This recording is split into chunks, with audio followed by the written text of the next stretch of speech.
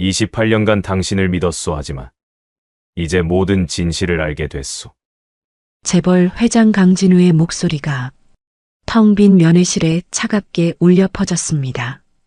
완벽한 가면 아래 탐욕을 숨긴 그의 아내 한서연은 그 한마디에 모든 것이 무너졌음을 직감했죠. 그녀가 불륜 상대인 공모자와 함께 쌓아 올린 배신의 타부는 무고한 청소부 모녀의 정직함과 용기 앞에서 처참하게 무너져 내릴 운명이었습니다. 오늘의 사연 시작하겠습니다.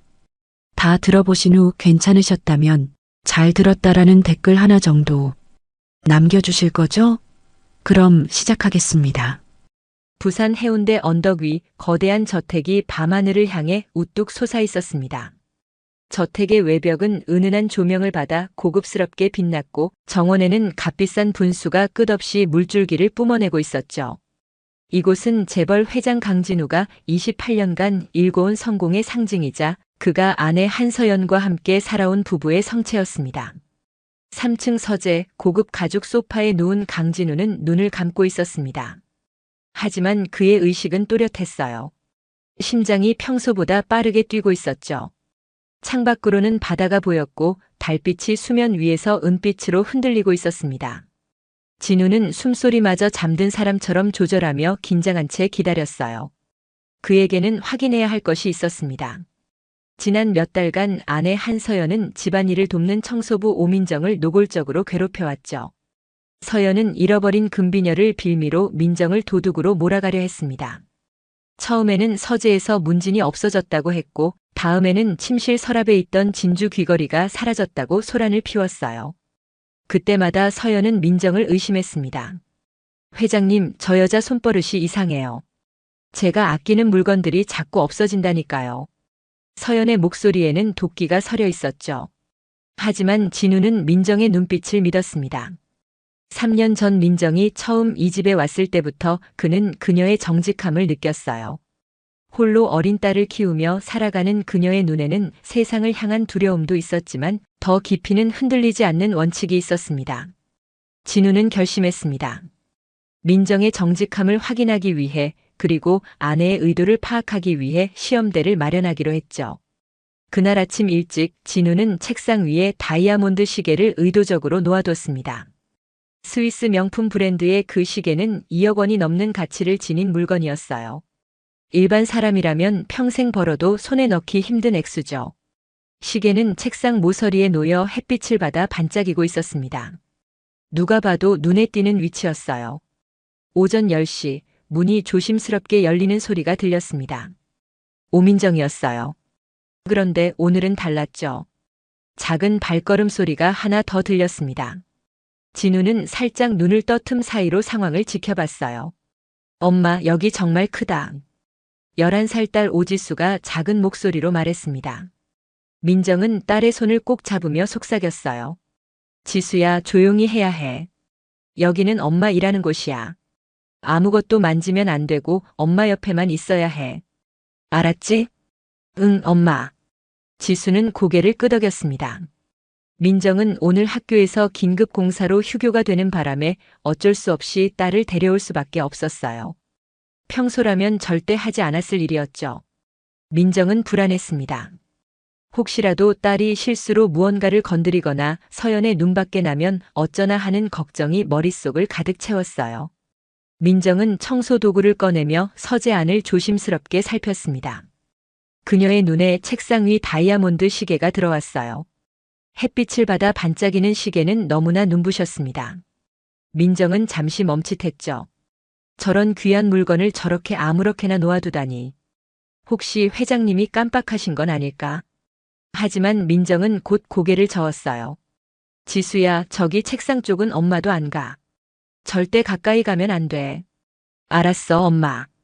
민정은 시계에서 최소 1m 이상 떨어진 채로 주변만 조심스럽게 청소했습니다. 먼지를 털고 바닥을 닦고 책장을 정리했어요. 그녀의 손길은 정확했고 움직임은 빠르면서도 신중했죠. 시계에는 손도 대지 않았습니다.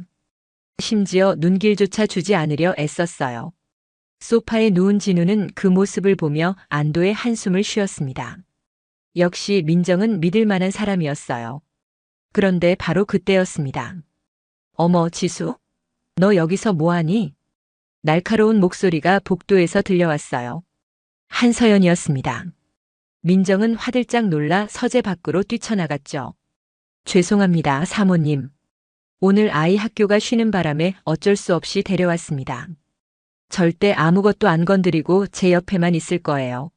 서연은 지수를 위아래로 훑어봤습니다. 그녀의 눈빛에는 노골적인 경멸이 담겨 있었어요. 청소부 주제에 애까지 데려와? 이 집이 어린이집인 줄 아나 봐. 애가 뭐라도 건드리면 어쩌려고 그래? 정말 죄송합니다. 다시는 이런 일 없도록 하겠습니다. 민정은 고개를 깊이 숙였습니다. 하지만 지수는 달랐어요. 어린 나이였지만 지수는 사람을 보는 눈이 있었죠. 서연의 차갑고 오만한 태도에서 지수는 본능적으로 위험을 감지했습니다. 저 여자는 엄마를 싫어해. 엄마를 괴롭히려고 해. 지수는 작은 주먹을 꽉 쥐었어요. 서연은 더 이상 말하지 않고 돌아섰습니다.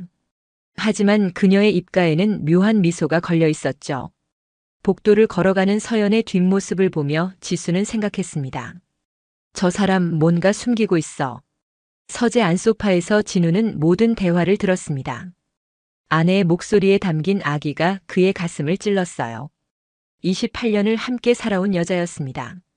하지만 지금 그 목소리는 낯설기만 했죠. 진우는 천천히 눈을 떴습니다. 창밖 바다는 여전히 평온했지만 그의 마음속에는 거대한 파도가 일고 있었어요. 오민정은 딸의 손을 꼭 잡고 1층 거실로 내려왔습니다. 청소를 계속해야 했지만 마음은 편치 않았어요. 서연의 날카로운 눈빛이 계속 뇌리에 남았죠. 민정은 지수를 거실 한쪽 소파에 앉혔습니다. 지수야, 여기 앉아서 책 읽고 있어. 엄마 일 끝날 때까지 절대 돌아다니면 안 돼. 알았지? 응, 엄마. 걱정 마. 지수는 가방에서 책을 꺼내 펼쳤습니다. 하지만 책장을 넘기면서도 그녀의 눈은 주변을 살폈어요. 이 집은 너무 컸고 모든 게 반짝거렸습니다. 엄마가 이런 곳에서 매일 일하는구나. 지수는 새삼 어머니가 대단하다고 느껴졌어요. 민정은 다시 3층 서재로 올라갔습니다. 청소를 마저 끝내야 했죠. 서재 문을 열자 여전히 책상 위에는 그 다이아몬드 시계가 놓여 있었어요. 햇빛 각도가 바뀌면서 시계는 다른 방향으로 빛을 반사하고 있었습니다. 민정은 시계를 힐끗 보고는 고개를 돌렸어요. 저건 내가 건드릴 물건이 아니야. 혹시라도 손이 닿아서 떨어뜨리기라도 하면 평생 갚아도 모자랄 거야. 민정은 책장 정리를 시작했습니다. 책들을 하나하나 꺼내 먼지를 털고 다시 꽂았어요. 오래된 경영학 서적들, 경제 잡지들, 그리고 가족 사진들이 책장 사이사이에 놓여 있었죠. 민정은 사진 한 장을 보며 잠시 멈췄습니다. 젊은 시절의 강진우와 한서연이 웃고 있는 사진이었어요. 그때는 행복해 보였는데 민정은 알 수 없는 씁쓸함을 느꼈습니다. 1시간쯤 지났을까요? 민정은 서재 청소를 완벽하게 마쳤습니다. 바닥은 깨끗했고 책장은 정돈됐으며 창문은 투명하게 빛났어요. 하지만 책상 위 시계만큼은 처음 그 자리 그대로였죠. 민정은 만족스럽게 고개를 끄덕이고 문을 닫았습니다. 소파에 누워있던 강진우는 천천히 일어났습니다. 그는 책상으로 걸어가 시계를 집어들었어요. 시계는 정확히 그가 놓아둔 자리에 그대로 있었습니다. 먼지 하나 없이 깨끗한 책상, 정돈된 서재. 하지만 시계만큼은 손도 대지 않았죠. 진우는 깊은 한숨을 쉬었습니다. 역시 민정은 의심할 여지가 없는 정직한 사람이었어요. 그렇다면 문제는 명확했습니다. 아내가 거짓말을 하고 있다는 것. 진우는 창가에 서서 바다를 바라봤습니다. 28년 전 서연을 처음 만났을 때가 떠올랐어요. 명문가 출신의 그녀는 우아했고 아름다웠습니다. 진우는 그녀에게 푹 빠졌죠. 결혼 후 진우는 사업에 매진했고 서연은 완벽한 부인 역할을 해냈어요. 아니, 적어도 그렇게 보였습니다. 하지만 언제부터였을까요? 서연의 눈빛이 차갑게 식어간 건 진우는 고개를 저었어요. 지금은 과거를 생각할 때가 아니었습니다. 한편 1층 거실에서 지수는 책을 읽는 척하며 주변을 관찰하고 있었습니다. 민정이 2층으로 올라간 사이 지수는 혼자 남겨졌어요. 저택은 너무 조용했습니다. 가끔 어디선가 발소리가 들리거나 문 여닫는 소리가 났지만 그뿐이었죠. 그때였습니다. 복도 저편에서 한서연의 목소리가 들려왔어요. 전화 통화하는 목소리였습니다. 지수는 본능적으로 귀를 기울였어요. 도영 씨, 나야. 서연의 목소리는 평소와 달랐습니다. 부드럽고 애교스러웠어요. 아까 엄마한테 했던 차갑고 날카로운 목소리와는 완전히 달랐죠. 지수는 조심스럽게 소파에서 일어났습니다. 계획대로 진행하면 돼. 걱정 마. 서연은 주방 쪽으로 걸어가고 있었어요. 지수는 숨을 죽이며 복도 모퉁이까지 따라갔습니다. 엄마가 돌아다니지 말라고 했지만 뭔가 이상했어요. 저 사람이 누구랑 통화하는 거지? 왜 저렇게 다정하게 말해? 주방 근처까지 왔을 때 지수는 기둥 뒤에 몸을 숨겼습니다. 서연은 주방 창가에 서서 통화를 이어가고 있었어요. 금비녀, 당연히 내가 숨긴 거지. 처음부터 없어진 적 없어. 내가 다락방 구석에 잘 넣어뒀어. 지수의 눈이 커졌습니다. 비녀를 숨겼다고. 그럼 엄마가 훔친 게 아니잖아. 그 청소부 여자 있잖아. 계속 의심하는 척하면서 압박하는 거야. 그러다가 결정적인 순간에 비녀를 찾아내서 경찰에 신고하면 돼. 그럼 그 여자는 끝이야. 지수는 숨이 막혔습니다. 저 여자가 엄마를 도둑으로 몰려고 계획하고 있었어. 처음부터 다 거짓말이었던 거야. 진우는 의심하지 않아. 바보같이 나만 믿고 있어. 28년 동안 한 번도 의심한 적 없어. 돈 관리도 다 나한테 맡기고 있고. 서연은 낮게 웃었습니다. 그 웃음소리는 지수의 등골을 오싹하게 만들었어요. 이혼 서류에 서명만 받으면 재산 절반은 내 거야. 아니, 변호사가 잘하면 더 받을 수도 있지. 그리고 나면 우리 둘이서 자유롭게 살 수 있어. 해외로 나갈 수도 있고. 지수는 떨리는 손으로 입을 막았습니다. 심장이 너무 빠르게 뛰어서 터질 것 같았어요. 저 여자는 회장님을 속이고 있어. 엄마한테 누명을 씌우려고 하고. 그리고 도영이라는 누군가와 공모하고 있어. 알았어, 다음 주에 봐. 조심해서 와. 절대 들키면 안 돼. 서연이 통화를 끊었습니다. 지수는 황급히 기둥 뒤로 몸을 더 숨겼어요. 서연의 발소리가 주방을 벗어나 2층으로 올라가는 소리가 들렸죠. 지수는 한참을 그 자리에 서 있었습니다. 다리가 후들거렸어요. 어떡하지? 엄마한테 말해야 해. 하지만 믿어줄까? 지수는 떨리는 발걸음으로 거실로 돌아왔습니다. 소파에 앉아 있었지만 책 내용은 하나도 들어오지 않았어요. 머릿속은 방금 들은 대화로 가득했죠. 30분쯤 지났을까요? 민정이 청소 도구를 정리하며 내려왔습니다. 지수야, 기다렸지. 이제 가자. 엄마. 지수의 목소리가 떨렸습니다. 민정은 딸의 표정을 보고 깜짝 놀랐어요. 왜 그래? 어디 아파? 엄마, 나 무서운 거 들었어. 지수는 작은 목소리로 주방에서 들은 대화를 전했습니다.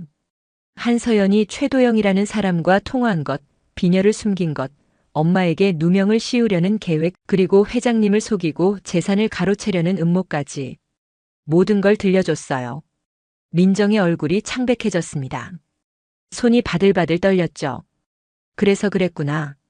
그래서 사모님이 계속 나를 의심한 거구나. 처음부터 함정이었어. 민정은 딸을 꼭 안았습니다. 지수야, 무서웠겠다. 잘했어. 엄마한테 말해줘서. 엄마, 우리 어떡해. 저 나쁜 여자가 엄마를 감옥에 보내려고 해. 괜찮아. 엄마가 해결할게. 민정은 딸을 진정시켰지만 속으로는 두려웠습니다. 어떻게 해야 하지? 누구한테 말해야 하지? 회장님께 말씀드려야 하나? 하지만 믿어주실까? 나는 그냥 청소부인데.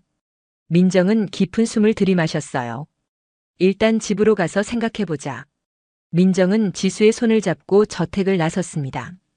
3층 서재에서 강진우는 창밖을 보고 있었습니다. 민정과 지수가 저택 정문을 나서는 모습이 보였어요. 어린 딸의 얼굴이 굳어 있었고 민정은 불안한 듯 주변을 살피고 있었죠. 무슨 일이 있는 건가? 진우는 이상한 예감이 들었습니다. 뭔가 큰일이 벌어지고 있었어요. 그날 밤 오민정은 좁은 원룸에서 잠을 이루지 못했습니다.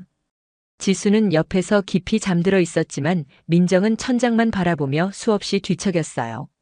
딸이 들려준 이야기가 머릿속을 떠나지 않았습니다.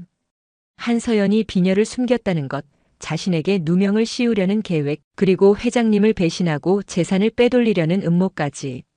모든 게 너무나 충격적이었죠. 민정은 작은 한숨을 쉬었습니다. 어떻게 해야 하나? 회장님께 말씀드려야 하나? 하지만 두려웠어요. 나는 그저 청소부일 뿐인데 회장님이 내 말을 믿어주실까? 오히려 사모님 편을 들고 나를 해고하시는 건 아닐까? 그럼 지수는 어떻게 키우지? 민정의 머릿속은 복잡했습니다. 새벽 5시 민정은 결심했습니다. 말씀드려야 해. 진실을 알려드리는 게 맞아. 회장님은 좋은 분이셔. 분명 내 말을 들어주실 거야. 민정은 조심스럽게 일어나 옷을 갈아입었어요. 지수가 깨지 않도록 소리 없이 움직였죠. 오전 8시 민정은 평소보다 1시간 일찍 저택에 도착했습니다. 정문 경비에게 인사를 하고 들어서자 아직 조용한 저택이 눈앞에 펼쳐졌어요. 민정은 심호흡을 했습니다. 용기를 내야 해. 3층 서재 앞에 섰을 때 민정의 손은 떨리고 있었습니다. 문을 두드려야 하나. 하지만 너무 이른 시간 아닌가. 민정이 망설이고 있을 때 서재 문이 열렸어요. 민정 씨? 강진우가 서 있었습니다. 그는 이미 깨어 있었고 정장 차림이었어요. 민정은 깜짝 놀라 고개를 숙였죠. 죄송합니다, 회장님. 너무 일찍 온 것 같습니다. 아니요. 괜찮습니다. 무슨 일 있습니까? 얼굴이 안 좋아 보이는데. 진우의 목소리는 부드러웠습니다. 민정은 그 따뜻함에 용기를 얻었어요. 회장님, 제가 말씀드려야 할 게 있습니다. 중요한 일입니다. 진우는 민정의 심각한 표정을 보고 서재로 그녀를 안내했습니다. 문을 닫고 민정에게 앉으라고 권했어요. 민정은 소파 끝에 조심스럽게 앉았죠. 말씀하십시오. 무슨 일입니까? 민정은 떨리는 목소리로 어제 있었던 일을 이야기하기 시작했습니다. 지수가 주방 근처에서 한서연의 전화 통화를 엿들은 것, 서연이 최도영이라는 남자와 대화한 내용, 금비녀를 스스로 숨기고 자신에게 누명을 씌우려던 계획, 그리고 회장님을 속이고 이혼 후 재산을 가져가려는 음모까지. 모든 것을 낱낱이 털어놓았어요. 강진우의 얼굴이 점점 굳어졌습니다. 처음에는 믿을 수 없다는 표정이었다가 점차 분노로 바뀌어갔죠. 그의 손이 팔걸이를 꽉 움켜쥐었어요. 관절이 하얗게 질릴 정도로 힘이 들어갔습니다. 최도영이라고 하셨습니까? 네, 회장님. 제 딸이 분명히 들었습니다. 사모님이 그 이름을 여러 번 불렀다고 합니다. 진우는 깊은 숨을 들이마셨습니다. 최도영. 그 이름은 낯설지 않았어요. 몇 년 전 서연의 대학 동창회에서 한 번 본 적이 있었죠. 부드러운 말투에 잘생긴 외모를 가진 남자였습니다. 당시 서연이 그와 너무 친밀하게 대화하는 것을 보고 진우는 묘한 기분을 느꼈었어요. 하지만 동창인이 친할 수도 있겠지 하고 넘겼었죠. 그런데 그게 아니었어.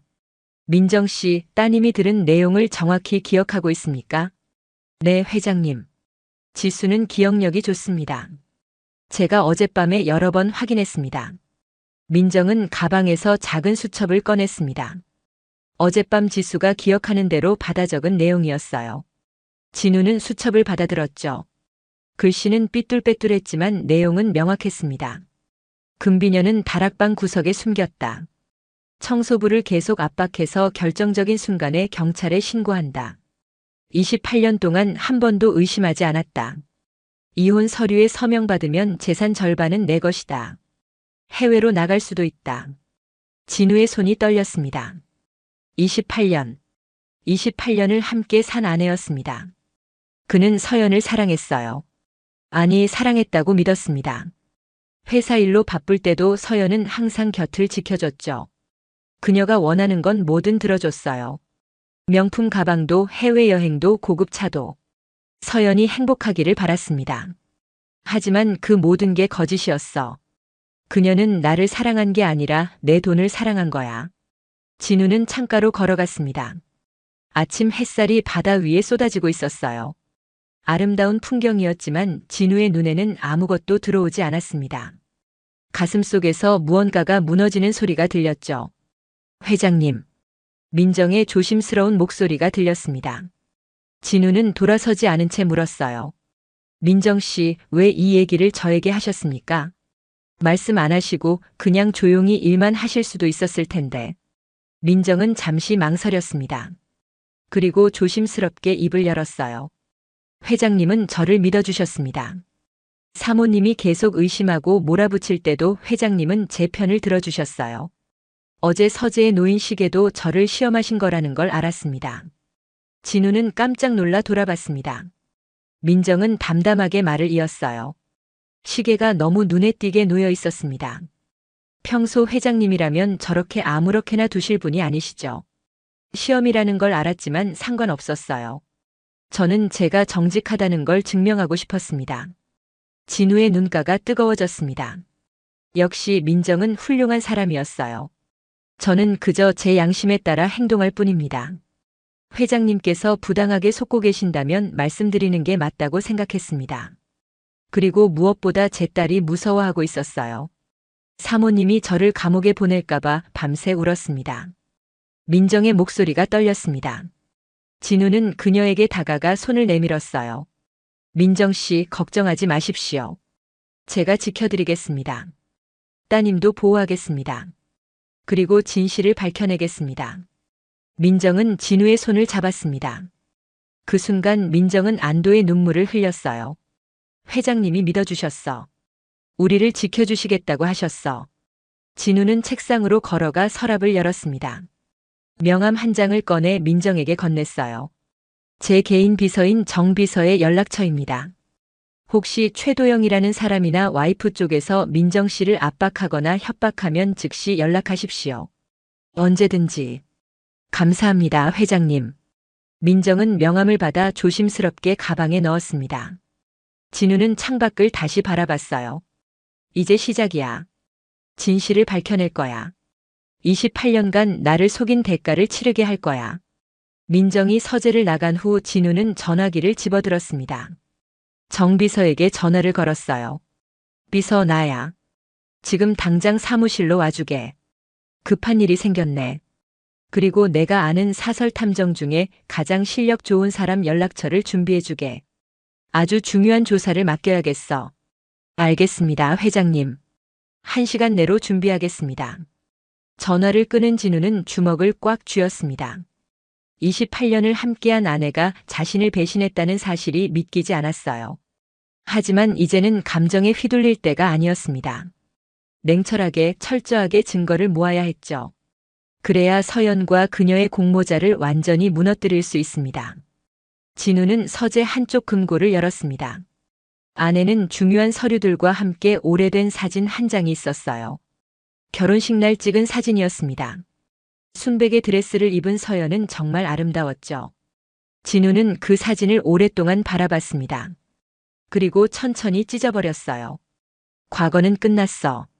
이제 진실만이 남을 뿐이야.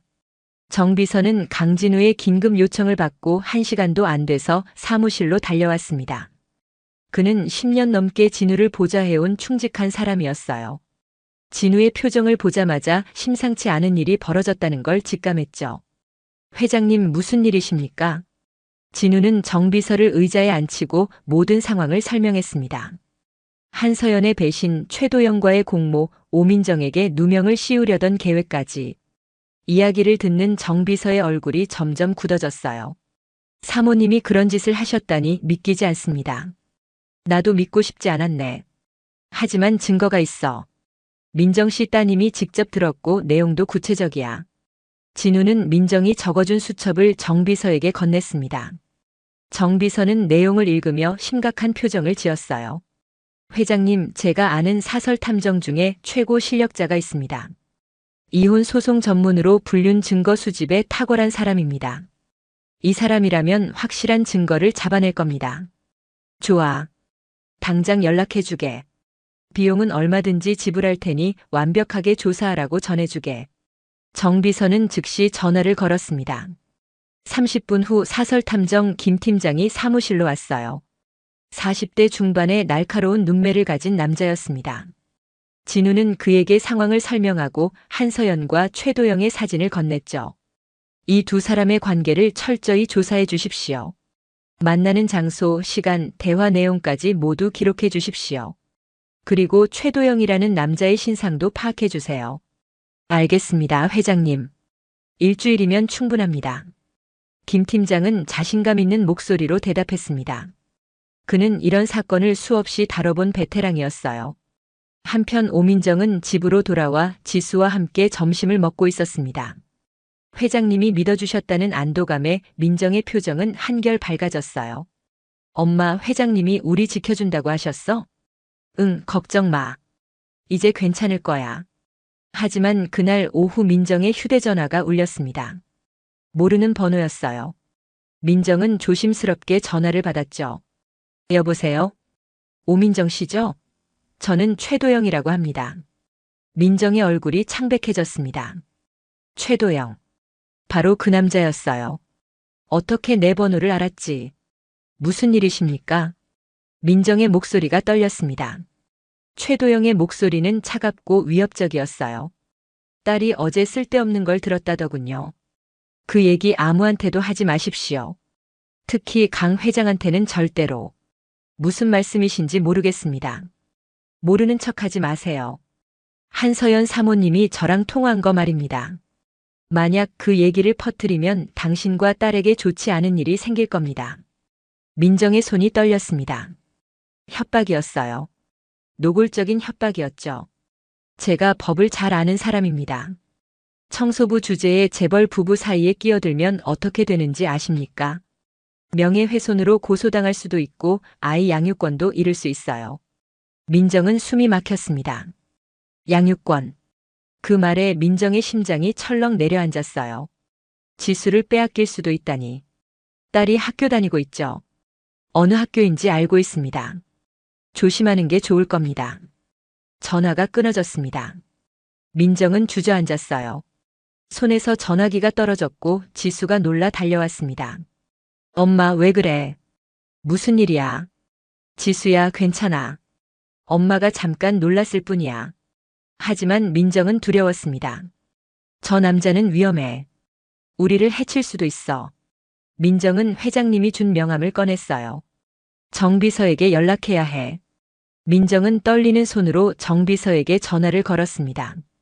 상황을 설명하자 정비서는 침착하게 대응했어요. 민정 씨, 절대 두려워하지 마십시오. 그 전화번호 저에게 알려주세요. 그리고 당분간 따님을 학교에 혼자 보내지 마시고 꼭 데려다주고 데려오십시오.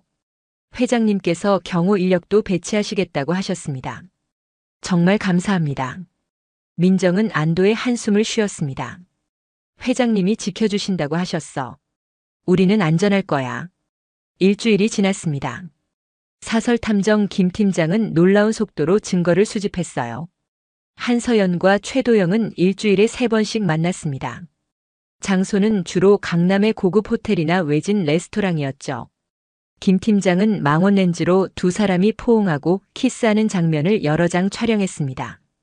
또한 두 사람이 주고받는 문자 메시지도 해킹을 통해 확보했어요.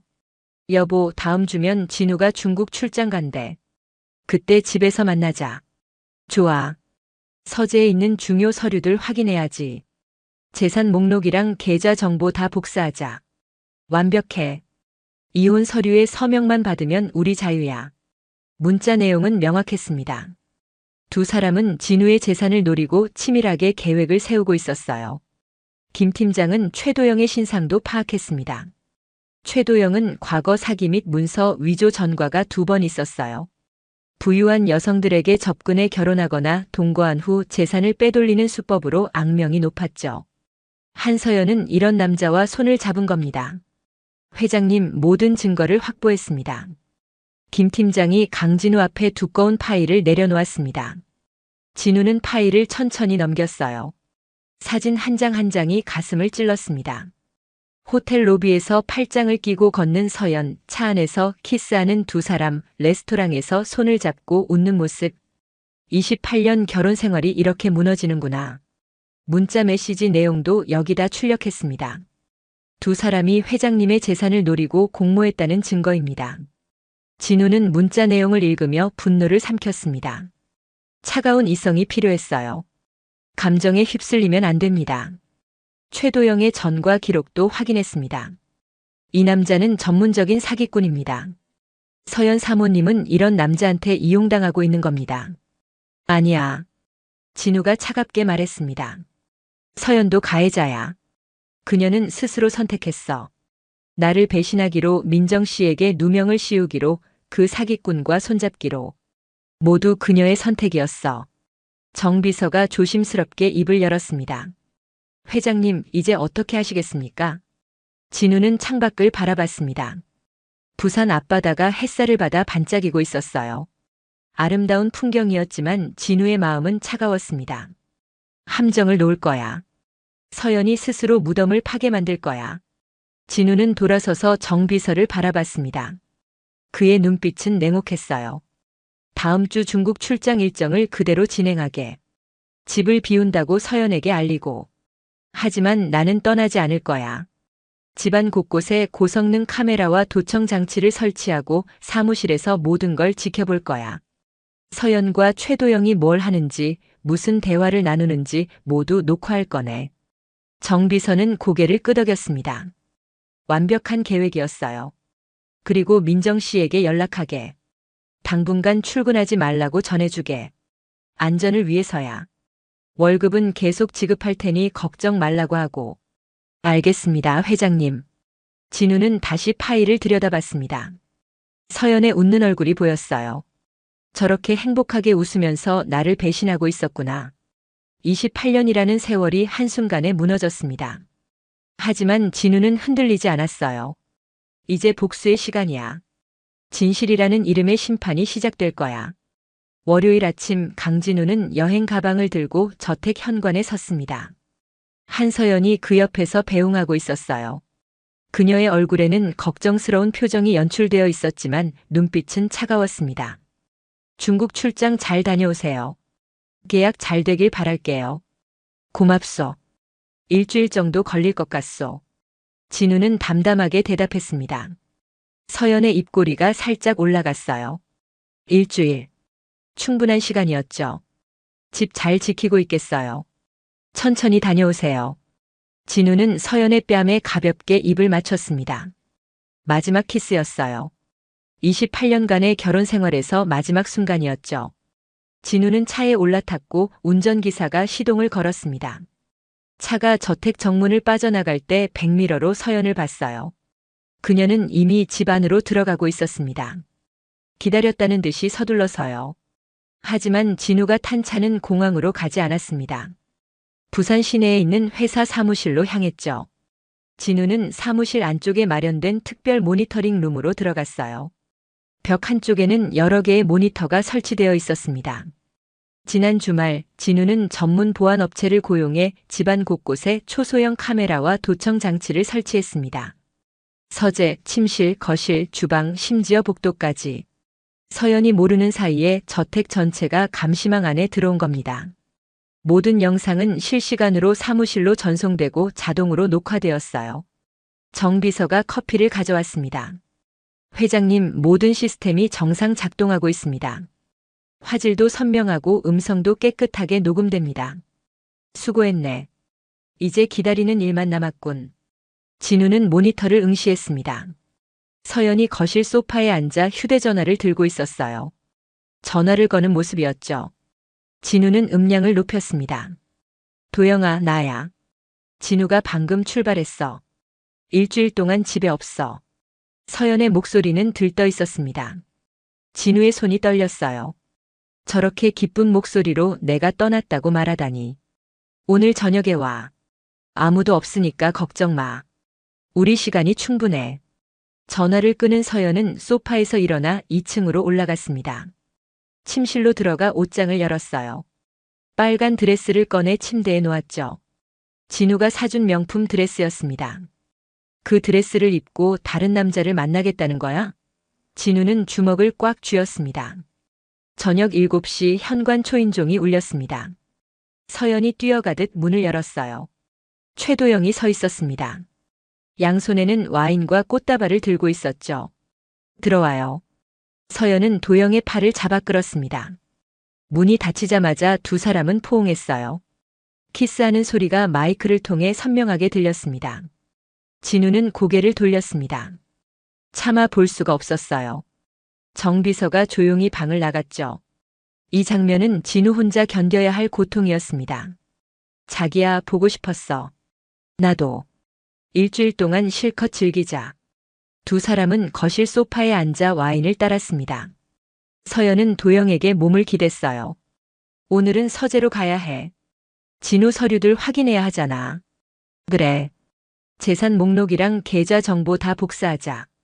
해외 계좌도 확인하고. 우리 변호사가 이혼 소송 준비 다 해뒀어. 서류에 서명만 받으면 재산 절반은 내 거야. 서연이 웃었습니다. 그 웃음소리가 진우의 가슴을 찔렀어요. 저렇게 오랫동안 계획하고 있었구나. 나는 아무것도 몰랐어. 두 사람은 와인을 마시며 한참을 대화했습니다. 그들의 계획은 치밀했어요. 이혼 후 서연은 강남에 펜트하우스를 구입할 계획이었고 도영과 함께 프랑스로 이민 갈 생각이었죠. 새로운 삶을 시작하겠다고 했습니다. 진우의 돈으로요. 그런데 그 청소부 여자는 어떻게 할 거야? 지난번에 내가 전화했을 때 그 여자애가 들었다고 했잖아. 도영이 물었습니다. 서연은 가볍게 웃었어요. 걱정 마. 당신이 협박 전화했잖아. 그 여자 겁먹어서 아무 말도 못할 거야. 청소부 주제에 재벌한테 대들 용기가 어디 있겠어. 그래도 조심해야 해. 혹시 진우한테 말했으면 어쩌려고. 설마. 진우 씨는 날 의심한 적이 한 번도 없어. 28년 동안 완벽하게 속였어. 바보 같은 남자야. 진우는 모니터 앞에서 눈을 감았습니다. 바보 같은 남자. 맞아. 나는 바보였어. 당신을 믿었으니까. 사랑했으니까. 밤 9시가 넘었습니다. 두 사람은 3층 서재로 올라갔어요. 서연이 금고를 열었습니다. 비밀번호를 알고 있었죠. 진우는 서연을 믿었기 때문에 모든 비밀번호를 공유했었습니다. 서연은 금고 안에서 서류들을 꺼냈어요. 여기 재산 목록이 있어. 부동산, 주식, 예금 다 여기 적혀 있어. 도영은 스마트폰으로 서류를 촬영했습니다. 하나하나 꼼꼼하게 찍었어요. 회사 기밀 문서도 마찬가지였죠. 이거 보니까 스위스 은행 계좌도 있네. 금액이 엄청난데. 그거야말로 대박이지. 이혼할 때 은행 계좌 절반 달라고 하면 돼. 두 사람은 흥분한 목소리로 대화를 나눴습니다. 돈 이야기를 할 때마다 그들의 눈이 반짝거렸어요. 진우는 그 모습을 보며 구역질이 났습니다. 저들에게 나는 돈 덩어리일 뿐이었구나. 서류 복사를 마친 후 두 사람은 서재 소파에 앉았습니다. 서연이 도영의 어깨에 기댔어요. 일주일 동안 실컷 즐기자. 진우 없으니까 우리 집이나 마찬가지야. 그래. 내일은 침대에서 아침 먹을까? 두 사람은 웃었습니다. 그리고 키스를 시작했어요. 서재 소파 위에서 두 사람은 옷을 벗기 시작했습니다. 진우는 모니터를 껐습니다. 더 이상 볼 수 없었어요. 하지만 녹화는 계속되고 있었습니다.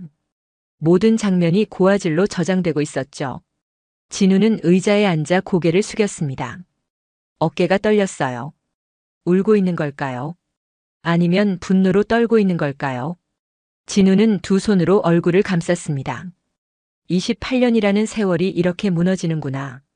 사랑했던 사람이 이렇게 배신하는구나. 한참 후 진우는 고개를 들었습니다. 눈은 빨갛게 충혈되어 있었지만 눈빛은 차가웠어요. 슬픔은 끝났습니다. 이제 남은 건 복수뿐이었죠. 진우는 모니터를 다시 켰습니다. 서재는 어두웠고 두 사람의 모습은 보이지 않았어요. 하지만 적외선 카메라가 모든 걸 선명하게 담고 있었습니다. 이제 끝이야, 서연. 진우는 차갑게 중얼거렸습니다. 창밖으로 부산 야경이 보였어요.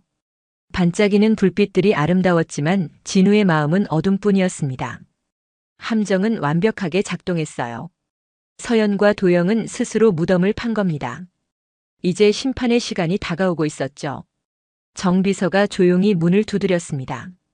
회장님, 모든 영상이 저장되었습니다. 내일 아침 변호사와 경찰에 전달하시겠습니까? 그렇게 하게. 증거는 완벽해. 이제 법이 판단할 거야. 진우는 일어서서 창가로 걸어갔습니다. 바다 너머로 희미하게 새벽이 밝아오고 있었어요. 긴 밤이 끝나고 새로운 아침이 오고 있었습니다. 진실이 드러날 아침이었죠. 화요일 아침 9시 강진우는 경찰서를 찾았습니다. 그의 손에는 USB 하나가 들려 있었어요. 그 안에는 한서연과 최도영의 불륜 장면, 서류 위조 시도, 재산 빼돌리기 계획을 논의하는 대화까지 모든 증거가 담겨 있었죠. 이것이 제 아내와 공모자의 범죄 증거입니다. 진우는 담당 형사에게 USB를 건넸습니다. 형사는 영상을 확인하며 놀라움을 감추지 못했어요. 증거는 너무나 명확했습니다. 불륜은 물론이고 재산 침탈 음모, 문서, 위조 시도까지 모두 선명하게 녹화되어 있었죠. 회장님, 이 정도면 충분합니다. 즉시 체포영장을 신청하겠습니다. 부탁드립니다. 최대한 빨리 처리해 주십시오. 진우는 경찰서를 나오며 깊은 숨을 내쉬었습니다. 드디어 시작됐어. 정의의 심판이. 그날 오후 3시 경찰이 강진우의 저택으로 들이닥쳤습니다. 한서연은 거실에서 와인을 마시고 있었어요. 최도영도 함께 있었죠. 두 사람은 경찰을 보고 깜짝 놀랐습니다. 한서연 씨, 최도영 씨, 문서 위조 및 재산 침탈 음모 혐의로 체포합니다. 묵비권을 행사할 수 있으며 변호사 선임권이 있습니다. 뭐라고요? 무슨 소리예요? 서연의 얼굴이 창백해졌습니다. 도영은 뒤로 물러서려다가 경찰에게 제압당했어요. 이건 오해입니다. 우리는 아무것도 하지 않았어요. 증거가 다 있습니다. 조용히 따라오시죠. 수갑이 채워졌습니다. 서연은 믿을 수 없다는 표정으로 주변을 둘러봤어요. 어떻게 알았지? 진우가 중국에 있는데 어떻게? 경찰서 조사실에서 서연과 도영은 분리되어 조사를 받았습니다. 형사는 녹화 영상을 보여줬어요. 서재에서 서류를 복사하는 장면, 재산을 나누겠다는 대화, 그리고 불륜 현장까지. 서연은 아무 말도 할 수 없었습니다. 증거가 너무 명확했어요. 변명의 여지가 없습니다. 모두 자백하는 게 좋을 겁니다. 서연은 고개를 떨구었습니다. 끝났어. 모든 게 끝났어. 28년간 쌓아온 재벌 부인의 지위, 부와 명예, 모든 게 한순간에 무너졌어요. 한편 옆 조사실에서 최도영은 다른 선택을 했습니다. 형사 앞에서 도영은 모든 걸 털어놓기 시작했어요. 제가 다 말하겠습니다. 형량 줄여주신다면요. 무슨 말을 하려는 겁니까? 한서연이 더 큰 범죄를 계획하고 있었습니다. 회사 기밀 유출이요. 형사의 눈빛이 날카로워졌습니다. 도영은 계속 말했어요. 서연이 강 회장 회사의 신기술 정보를 경쟁사에 팔려고 했습니다. 저한테 운전기사 한 명을 소개시켰어요. 장민수라는 사람입니다. 그 사람을 강 회장 집에 취직시켜서 서재에 있는 기밀 문서를 훔치도록 지시했어요. 장민수요. 지금 어디 있습니까? 강 회장 저택에서 운전기사로 일하고 있을 겁니다. 오늘 밤에 서재에 침입하기로 계획되어 있었어요. 형사는 즉시 강진우에게 전화를 걸었습니다. 진우는 깜짝 놀랐어요. 장민수. 6개월 전에 채용한 운전기사였습니다. 서연의 추천으로 들어온 사람이었죠. 그때도 서연의 사람이었구나. 회장님, 당장 저택에 경찰을 보내겠습니다. 장민수를 체포해야 합니다. 알겠습니다. 감사합니다. 진우는 즉시 정 비서에게 연락했습니다. 그리고 한 사람 더 전화를 걸었어요. 오민정이었습니다. 민정 씨, 급한 일이 생겼습니다. 지금 집에 계십니까? 네, 회장님. 지수랑 같이 있습니다. 혹시 오늘 저녁에 저택에 와주실 수 있겠습니까? 청소가 필요한 게 아니라 중요한 일 때문입니다. 따님도 함께 오셔도 됩니다. 민정은 의아했지만 진우의 진지한 목소리에 동의했습니다. 알겠습니다. 1시간 후에 도착하겠습니다. 저녁 7시 오민정과 지수는 저택에 도착했습니다. 진우가 현관에서 그들을 맞이했어요. 와주셔서 감사합니다. 사실은 오늘 밤 중요한 일이 있습니다. 운전기사 장민수가 서재에 침입해서 문서를 훔칠 예정입니다. 경찰이 현장에서 체포하려고 대기 중이에요. 민정은 놀라 눈을 크게 떴습니다. 진우는 계속 말했어요. 혹시 수상한 점을 발견하시면 즉시 저나 정비서에게 알려주십시오. 민정 씨와 지수가 있으면 장민수가 의심하지 않을 겁니다. 알겠습니다, 회장님. 민정과 지수는 1층 거실에 앉아 있었습니다. 집안은 조용했어요.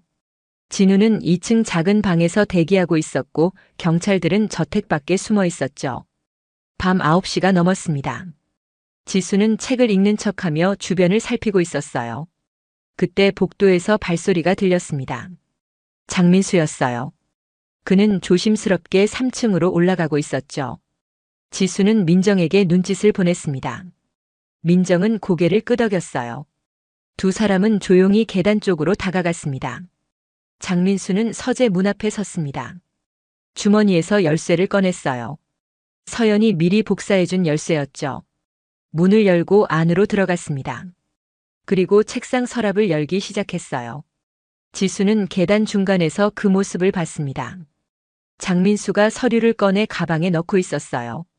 지수는 휴대전화를 꺼내 조심스럽게 영상을 촬영하기 시작했습니다. 어린 손이 떨렸지만 지수는 용감했어요. 그때 장민수의 휴대전화가 울렸습니다. 그는 서둘러 전화를 받았어요. 네, 지금 서재에 있습니다. 서류 다 챙겼어요. 곧 나갈게요. 빨리 나와. 경찰이 올지도 몰라. 전화기 너머 목소리는 긴박했습니다. 장민수는 가방을 메고 서재를 나왔어요. 복도로 나서는 순간 지수와 눈이 마주쳤습니다. 장민수의 얼굴이 굳었어요. 너 뭐 하는 거야? 아저씨야말로 뭐 하는 거예요? 도둑질하면 안 되는데. 지수의 목소리는 떨렸지만 또렷했습니다. 장민수는 지수에게 다가왔어요. 입을 막으려는 것 같았죠. 바로 그때였습니다. 거기서 강진우가 2층에서 올라왔습니다. 장민수는 깜짝 놀라 뒤로 물러섰어요. 회장님, 이건 오해입니다. 오해가 아니야. 내가 서류 훔치는 거 다 봤어. 진우의 목소리는 차갑고 단호했습니다. 장민수는 도망치려 했지만 계단 아래에서 경찰들이 올라오고 있었어요. 장민수 씨 회사 기밀 절취 혐의로 체포합니다. 경찰이 장민수에게 수갑을 채웠습니다. 장민수는 저항했지만 소용없었어요. 가방을 압수당했고 안에서 기밀 문서들이 쏟아져 나왔죠. 이건 함정이야. 나를 함정에 빠뜨린 거야. 장민수가 소리쳤지만 아무도 그의 말을 듣지 않았습니다. 경찰은 장민수를 끌고 나갔어요. 진우는 지수에게 다가갔습니다. 무릎을 꿇고 지수의 눈높이에 맞췄어요. 지수야, 정말 대단하구나. 너 덕분에 큰 피해를 막았어. 고마워. 저는 그냥 엄마 도와드리고 싶었어요. 지수의 눈에 눈물이 고였습니다. 무서웠지만 용감했어요. 진우는 지수를 꼭 안아줬죠. 너는 진짜 영웅이야. 어린 나이에 이렇게 용감할 수 있다니 정말 자랑스럽구나. 민정도 달려와 딸을 안았습니다. 지수는 어머니 품에서 울음을 터뜨렸어요. 그동안 참았던 두려움과 긴장이 한꺼번에 쏟아져 나왔죠. 잘했어, 우리 지수. 정말 잘했어. 민정의 눈에서도 눈물이 흘러내렸습니다. 자랑스러움과 안도감이 뒤섞인 눈물이었어요. 진우는 두 사람을 바라보며 생각했습니다. 이 모녀가 없었다면 어떻게 됐을까? 서연의 음모도 도영의 사기도 장민수의 절도도 모두 성공했을 거야. 이 작고 평범한 모녀가 거대한 악을 무너뜨린 거야. 민정 씨, 지수. 두 분은 제 은인입니다.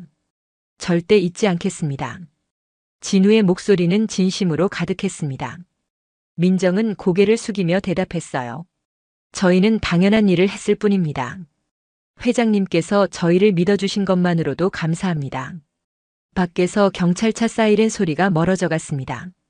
장민수를 태운 차였어요. 진우는 창밖을 바라봤습니다. 밤하늘에 별들이 반짝이고 있었어요. 긴 싸움이 끝나가고 있었습니다. 이제 마지막 심판만 남았죠. 3일 후 강진우는 부산구치소를 찾았습니다. 면회실로 들어서자 유리창 너머로 한서연이 앉아 있었어요. 수감복을 입은 서연의 모습은 초라했습니다. 화려한 명품 옷 대신 회색 수감복, 정성스럽게 관리하던 머리는 단정하지 못하게 흐트러져 있었죠. 서연은 진우를 보자 고개를 들었습니다. 그녀의 눈에는 두려움과 후회가 뒤섞여 있었어요. 진우는 의자에 앉았습니다. 두 사람 사이에는 투명한 유리창만이 놓여 있었죠. 한때는 한 침대에서 잠들었던 두 사람이었습니다. 28년을 함께 살았던 부부였어요. 하지만 지금은 완전히 남남이었습니다. 아니, 남남보다 못한 관계였죠. 가해자와 피해자. 28년간 당신을 믿었소. 진우가 입을 열었습니다. 목소리는 차갑고 낮았어요. 서연은 아무 말도 하지 못했죠. 당신이 아플 때 밤새 간호했소. 당신이 원하는 건 뭐든 들어줬소. 명품 가방, 해외여행, 고급 차. 당신이 행복하기를 바랐소. 그게 제 유일한 바람이었소. 진우의 목소리가 떨렸습니다. 감정을 억누르려 애쓰고 있었어요. 하지만 이제 모든 진실을 알게 됐소. 당신이 얼마나 치밀하게 나를 속였는지, 얼마나 오랫동안 거짓말을 해왔는지. 서연의 입술이 파르르 떨렸습니다. 변명하고 싶었지만 할 말이 없었어요. 모든 증거가 명확했으니까요. 진우는 가방에서 서류 봉투를 꺼냈습니다. 탁자 위에 하나씩 놓기 시작했어요. 서연과 도영이 호텔 로비에서 팔짱을 끼고 있는 사진, 차 안에서 키스하는 사진, 서재에서 서류를 복사하는 장면을 캡처한 이미지. 모든 증거가 선명했습니다. 이걸 보시오. 당신이 최도영과 함께한 순간들이요. 내가 사랑했던 아내가 다른 남자와 이렇게 지냈다는 게 믿기지 않소. 서연은 사진을 보며 눈을 감았습니다. 차마 볼 수가 없었어요. 그리고 이것. 진우는 문자 메시지 내용이 인쇄된 종이를 꺼냈습니다. 진우는 바보같이 나만 믿고 있어. 28년 동안 완벽하게 속였어. 이혼 서류에 서명만 받으면 재산 절반은 내 거야. 진우가 서연이 보낸 문자를 천천히 읽었습니다. 서연의 얼굴이 창백해졌어요. 바보같이 당신만 믿었다고 했소. 맞소. 나는 바보였소. 당신을 사랑했고 신뢰했으니까. 그게 잘못이었소. 진우의 목소리에 비통함이 묻어났습니다. 28년이라는 세월이 이렇게 무너지는구나. 모든 추억이, 모든 순간이 거짓이었구나. 그리고 이건 결정적이요. 진우는 USB를 꺼내 보였습니다. 서재에서 당신과 최도영이 나눈 대화, 서류 복사하는 장면, 그리고 불륜 행위까지 모두 녹화되어 있어. 고화질로 선명하게 말이요. 서연은 고개를 떨구었습니다. 손이 바들바들 떨렸죠. 더 얘기해 줄까? 당신이 해외 계좌로 돈을 빼돌리려고 시도한 것도 다 기록되어 있어. 비밀번호가 뭐였죠? 우리 아들 생일이었어. 돌아가신 아들의 생일을 이용해서 내 재산을 훔치려 했어. 진우의 목소리가 높아졌습니다. 분노가 터져 나오려 했어요. 하지만 진우는 깊은 숨을 들이마시며 감정을 다스렸죠. 서연이 처음으로 입을 열었습니다. 미안해요. 정말 미안해요. 목소리는 떨리고 작았습니다. 진우는 쓴웃음을 지었어요. 미안하다고요. 28년을 속이고 배신하고 재산을 훔치려 했는데 미안하다는 말로 끝낼 수 있어. 나도 처음에는 당신을 사랑했어요. 정말이에요. 하지만 시간이 지나면서 당신은 일에만 빠져 있었고 나는 혼자였어요. 외로웠어요. 서연이 변명하기 시작했습니다. 하지만 진우는 차갑게 웃었어요. 외로워서요. 외로워서 불륜을 저질렀다고요. 외로워서 내 재산을 훔치려 했다고요. 외로워서 무고한 청소부에게 누명을 씌우려 했다고요. 진우의 말 한마디 한마디가 서연의 가슴을 찔렀습니다. 서연은 아무 말도 할 수 없었어요. 오민정 씨는 당신과 달랐소. 홀로 딸을 키우며 힘들게 살아가는 사람이었소. 하지만 정직했소. 2억짜리 시계를 눈앞에 두고도 손 하나 대지 않았소. 그게 진짜 인품이요. 돈이 많고 적고의 문제가 아니었소. 마음의 문제였소. 서연은 울음을 터뜨렸습니다. 하지만 진우는 동정심을 느끼지 않았어요. 너무 늦었습니다. 진우는 또 다른 서류를 꺼냈습니다. 이혼 합의서였어요. 이걸 보시오. 이혼 합의서요. 당신은 모든 재산권을 포기해야 하오. 위자료도 없어. 재산 분할도 없어. 아무것도 가져갈 수 없어. 그럴 순 없어요. 법적으로 재산 절반은 제 몫이에요. 서연이 반발했습니다. 진우는 냉소를 지었어요. 법정에 가고 싶으시오? 그럼 이 모든 증거가 공개될 것이오. 당신의 불륜 장면, 사기 음모, 기밀 유출 시도까지 언론에 다 나갈 것이오. 명문가 출신이라는 당신의 가문도 망신당할 것이오. 그래도 괜찮겠소? 서연은 말문이 막혔습니다. 진우의 말이 맞았어요. 재판으로 가면 모든 게 공개됩니다. 그보다 끔찍한 건 없었죠. 선택하시오. 조용히 이혼 합의서에 서명하고 재산권을 포기하시오. 아니면 재판으로 가서 전 국민 앞에 망신당하시오. 진우의 목소리는 단호했습니다. 협상의 여지가 없었어요. 서연은 한참을 고민했습니다. 하지만 결국 고개를 끄덕였죠. 서명하겠어요. 현명한 판단이요. 진우는 교도관에게 펜과 서류를 전달해달라고 요청했습니다. 서연은 떨리는 손으로 서명했어요. 한서연. 28년간 강진우의 아내였던 이름이 마지막으로 서류에 적혔습니다. 이제 그녀는 아무것도 아니었어요. 서명이 끝나자 진우는 서류를 받아 가방에 넣었습니다. 그리고 일어섰어요. 마지막으로 한 가지만 물어보겠소. 진심으로 나를 사랑한 적이 있었소. 서연은 고개를 들어 진우를 바라봤습니다. 눈물로 범벅이 된 얼굴이었어요. 있었어요. 처음에는 진심이었어요. 하지만 어느 순간부터 변했어요. 제가 잘못했어요. 진우는 아무 말 없이 돌아섰습니다. 더 이상 할 말이 없었어요. 면회실을 나가며 진우는 뒤를 돌아보지 않았습니다. 28년의 결혼 생활이 완전히 끝난 순간이었죠. 일주일 후 법원에서 선고 공판이 열렸습니다. 판사는 엄숙한 표정으로 판결문을 읽었어요. 피고인 한서연은 배우자를 기망하여 재산을 편취하려 한 혐의, 문서 위조, 미수, 기업 기밀 유출 교사 등의 죄목으로 징역 4년을 선고한다. 피고인 최도영은 사기 방조, 문서 위조 미수 등의 죄목으로 징역 2년을 선고한다. 판결이 떨어졌습니다. 서연은 고개를 떨구었고 도영은 억울하다는 표정을 지었지만 소용없었어요. 증거는 너무나 명확했고 법은 정의로웠습니다.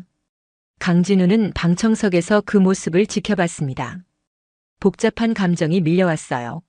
슬픔, 분노, 안도감. 하지만 무엇보다 공허함이 컸습니다. 28년을 함께한 사람이 범죄자가 되어 감옥으로 가는 모습을 보고 있으니까요. 법정을 나서며 진우는 하늘을 올려다봤습니다.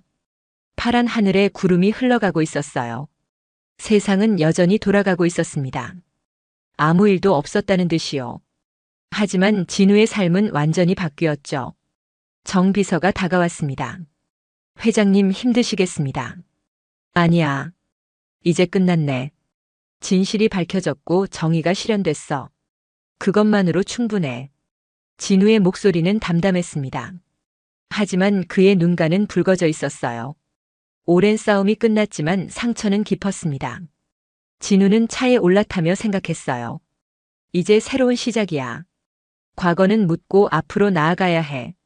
차가 법원을 떠나며 진우는 창밖을 바라봤습니다. 거리에는 사람들이 평범하게 걸어다니고 있었어요. 웃고 떠들고 일상을 살아가는 사람들. 진우도 다시 일상으로 돌아가야 했습니다. 상처를 안고서라도요. 한 달이 지났습니다. 법정 소송이 끝나고 한서연과 최도영은 교도소로 이송됐어요. 언론은 잠시 떠들썩했지만 시간이 지나며 조용해졌죠. 세상은 빠르게 다음 이슈로 넘어갔습니다. 하지만 강진우의 삶은 여전히 재정비가 필요했어요. 어느 토요일 아침 진우는 오민정에게 전화를 걸었습니다. 민정 씨, 시간 되시면 오늘 저택으로 와주실 수 있겠습니까? 따님도 함께요. 중요한 얘기가 있습니다. 네, 회장님. 오후에 가겠습니다. 민정은 무슨 일인지 궁금했지만 묻지 않았어요. 지수와 함께 옷을 차려입고 저택으로 향했죠. 오후 2시 민정과 지수는 저택 거실에 앉아 있었습니다. 진우가 그들 앞에 자리를 잡았어요. 정 비서도 함께 있었죠. 진우는 따뜻한 미소를 지으며 입을 열었습니다. 민정 씨, 지수. 두 분께 감사의 말씀을 전하고 싶습니다.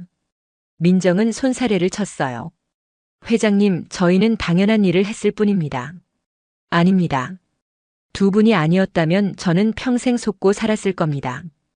아내의 배신도 몰랐을 것이고 재산을 빼앗겼을 수도 있었죠. 무엇보다 진실을 알 수 없었을 겁니다. 진우의 목소리는 진심으로 가득했습니다.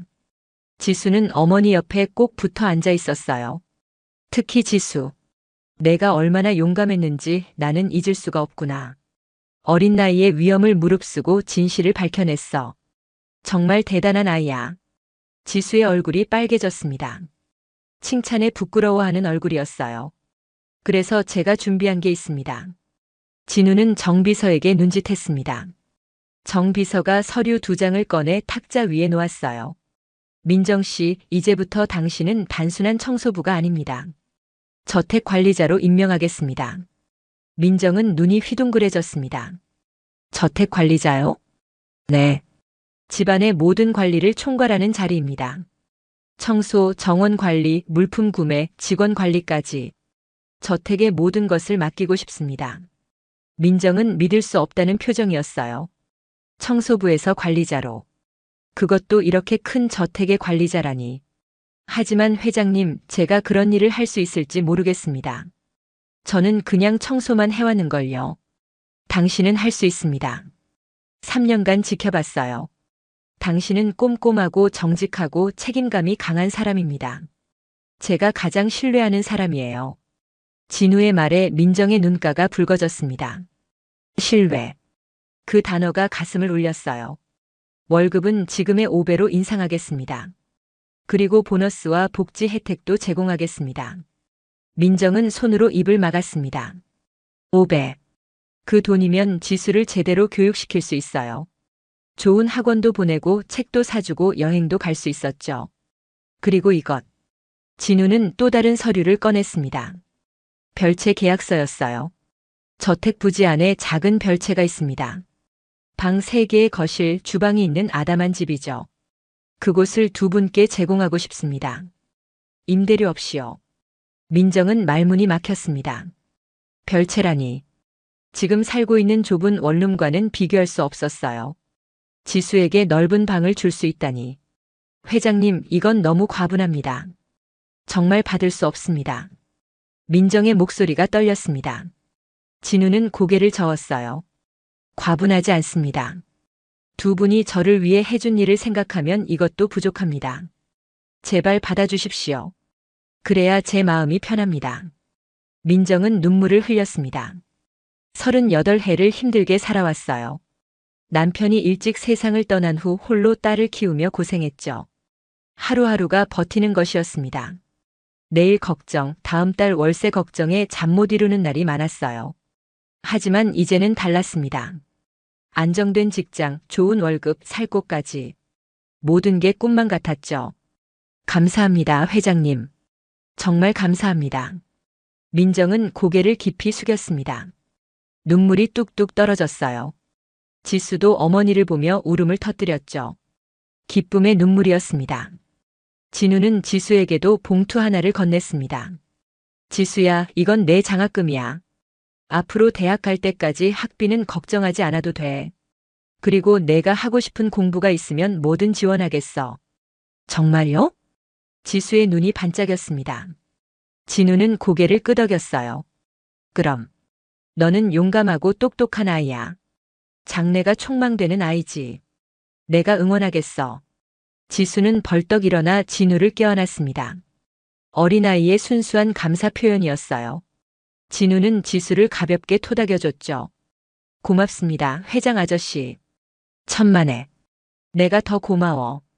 그날 오후 진우는 민정과 지수를 별채로 안내했습니다. 저택 뒤편에 위치한 2층짜리 작은 집이었어요. 하얀 외벽에 빨간 지붕이 예쁘게 어우러져 있었죠. 정원에는 작은 꽃밭도 있었습니다. 여기가 두 분이 살 곳입니다. 집은 이미 깨끗하게 청소되어 있고 가구도 다 갖춰져 있어요. 오늘 당장 이사 오셔도 됩니다. 문을 열고 들어서자 민정과 지수는 감탄했습니다. 거실은 밝고 넓었어요. 창문으로 햇살이 쏟아져 들어왔죠. 주방은 최신 시설로 갖춰져 있었고 방들은 아늑했습니다. 엄마, 이 방 내 방으로 해도 돼? 지수가 2층 작은 방을 가리키며 물었습니다. 창밖으로 정원이 보이는 예쁜 방이었어요. 그럼 우리 지수 방으로 쓰자. 민정은 딸의 머리를 쓰다듬었습니다. 지수는 방 안을 이리저리 둘러보며 신이 났어요. 넓은 책상도 있고 책장도 있었죠. 이제 마음껏 공부할 수 있었습니다. 진우는 두 사람의 행복한 모습을 보며 미소 지었습니다. 이게 맞는 거야. 좋은 사람에게 좋은 일이 생기는 거. 정직하고 용감한 사람이 보상받는 거.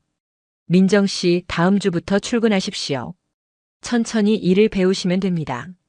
정 비서가 도와드릴 겁니다. 네, 회장님. 열심히 하겠습니다. 실망시키지 않겠습니다. 민정의 목소리는 결연했습니다.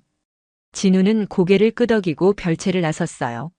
저택으로 돌아온 진우는 3층 서재로 올라갔습니다. 한때 서연과 도영이 불륜을 저지른 곳이었죠. 하지만 이제는 깨끗하게 정리되어 있었습니다. 진우는 모든 가구를 새 것으로 바꿨어요. 과거의 흔적을 지우고 싶었습니다. 창가에 섰습니다. 부산 앞바다가 눈앞에 펼쳐졌어요. 석양이 지고 있었습니다. 하늘은 주황빛과 분홍빛으로 물들어 있었죠. 바다 위로 배들이 천천히 지나갔습니다.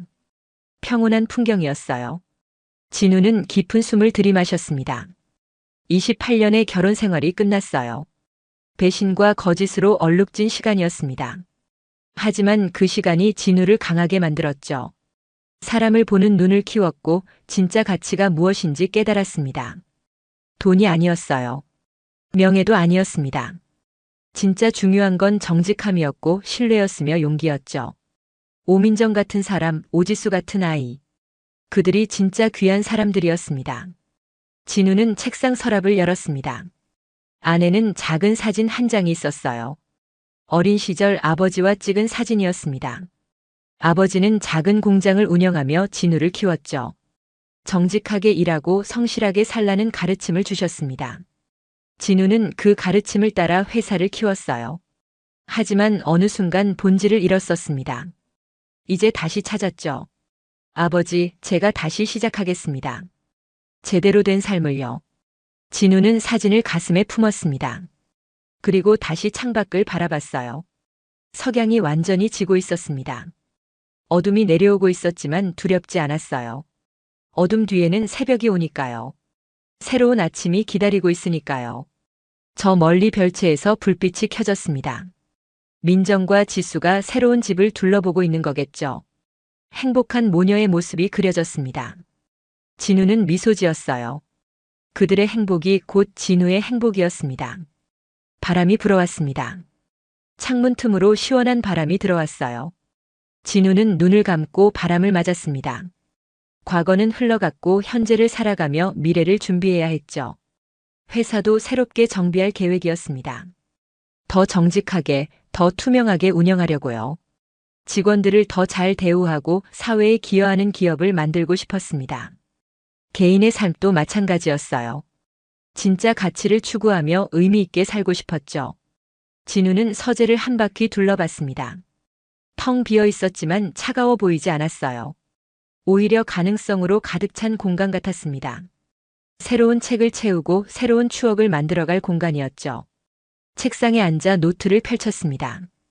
펜을 들고 첫 줄을 적었어요. 새로운 시작. 진실과 정직으로. 짧은 문장이었지만 진우의 각오가 담겨 있었습니다. 앞으로 살아갈 방향이 명확했어요. 더 이상 혼란스럽지 않았습니다. 밤이 깊어갔습니다. 부산 시내의 불빛들이 하나둘 켜졌어요. 도시는 잠들지 않았습니다. 수많은 사람들이 각자의 삶을 살아가고 있었죠. 진우도 그중 한 명이었습니다. 상처를 안고 있지만 앞으로 나아가는 사람. 창가에서 마지막으로 바다를 바라봤습니다. 파도 소리가 희미하게 들려왔어요. 밀려왔다 밀려가는 파도처럼 인생도 그런 거겠죠. 때로는 힘든 파도가 밀려오지만 결국 지나갑니다. 그리고 다시 평온이 찾아오죠. 강진우는 새로운 인생의 가능성을 바라보며 서 있었습니다. 과거는 무너졌지만 미래는 열려 있었어요. 진실을 지키고 정직하게 살아간다면 분명 좋은 날들이 올 거라 믿었습니다. 그리고 그 믿음은 진우를 다시 일으켜 세우는 힘이 되었죠. 바람이 또 한 번 불어왔습니다. 진우는 깊은 숨을 들이마셨어요. 가슴 가득 희망을 채웠습니다. 이제 괜찮아. 나는 다시 시작할 수 있어. 더 나은 사람이 될 수 있어. 서재에 불을 끄고 나왔습니다. 복도는 어두웠지만 진우의 발걸음은 가벼웠어요. 내일은 새로운 날이 올 겁니다. 그리고 진우는 그날을 맞이할 준비가 되어 있었죠. 오늘의 사연은 여기까지입니다. 혹시 끝까지 들어주신 분이 계시다면 구독과 좋아요. 그리고 댓글로 잘 들었어요 라는 한마디면 제게 큰 힘이 됩니다. 감사합니다.